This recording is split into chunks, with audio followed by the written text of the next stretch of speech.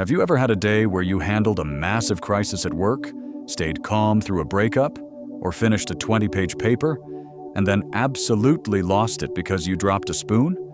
Or because someone took your seat in the library? You probably felt weak. You probably thought, I'm clearly not as tough as I thought I was.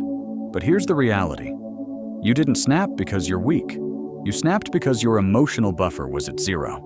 Most of us think resilience is about being a diamond, this hard, unbreakable thing that just absorbs impact. But that's not how human psychology works. You aren't a diamond, you're a battery. Right now, you're trying to run a marathon on 1% charge. You don't need more grit. You need a better recharge rate. Today, I'm showing you the micro-recovery protocol. I'm going to teach you how 60-second micro-acts are actually more powerful than a 2-week vacation. Let's look at the data. Section number 1, the myth of the grand gesture.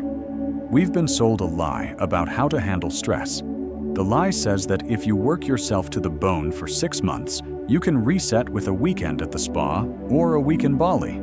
That's like letting your phone die every single day for a year, and then thinking one really good charge will fix the battery damage. It doesn't work like that. True resilience is a compounding interest game. It's built in the margins. It's the tiny choices you make when the boulder is already heavy, but hasn't crushed you yet.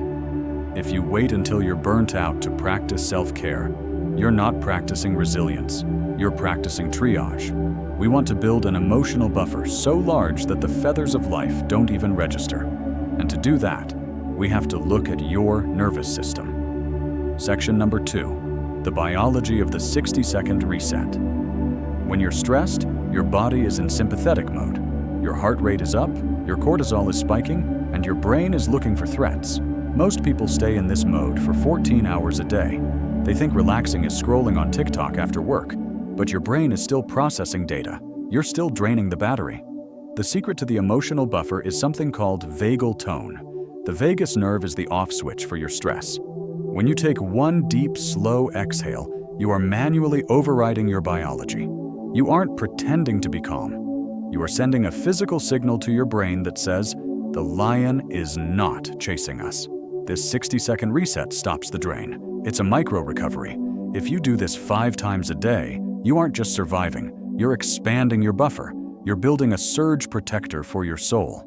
Section number 3, the 3 micro-resilience pillars. To build a buffer that doesn't snap, you need these 3 pillars in your daily micro-recovery protocol. Micro-boundaries. This isn't about quitting your job. It's about saying no to a 5-minute task when your battery is at 10%. It's putting your phone in another room for 15 minutes while you eat. It's protecting the tiny slivers of your time so the drain doesn't become a leak. Micro-Silliness. This sounds dumb, but it's high-level psychology. When you're stressed, you become rigid. You wear a high-performance mask. Breaking that mask even for 30 seconds by dancing to a song, making a bad joke, or making a weird face in the mirror signals to your brain that you are safe enough to play. Play is the opposite of burnout. Micro-Stillness, the 60-second nothing. Between a class and a meeting, or between your commute and entering your house, sit for 60 seconds with no inputs. No music, no podcasts, no phone. Just let the data dust settle. This is where the buffer actually grows. Summary and the challenge. Let's recap the protocol. Resilience isn't a shield, it's a recharge rate. Stop trying to be a diamond. Grand gestures fail. You can't fix a broken life with a vacation. Flipping the switch. Use the 60-second exhale to trigger your vagus nerve. The pillars. Use boundaries, silliness, and stillness to keep the battery full. The challenge. For the next 24 hours, I want you to find one transition point. Maybe it's when you get in your car, or when you close your laptop for lunch. I want you to do a 60-second nothing. Just sit. Let the battery charge by 1%. When you've done it, come back to this video and comment, "Buffer built." You aren't snapping because you're weak. You're snapping because you're human. Stop ignoring the red light on your battery. Build the buffer. If this gave you a second wind, hit the like button and subscribe for more psychological deep dives.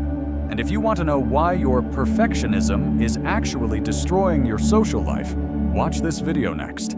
I'll see you in the next one.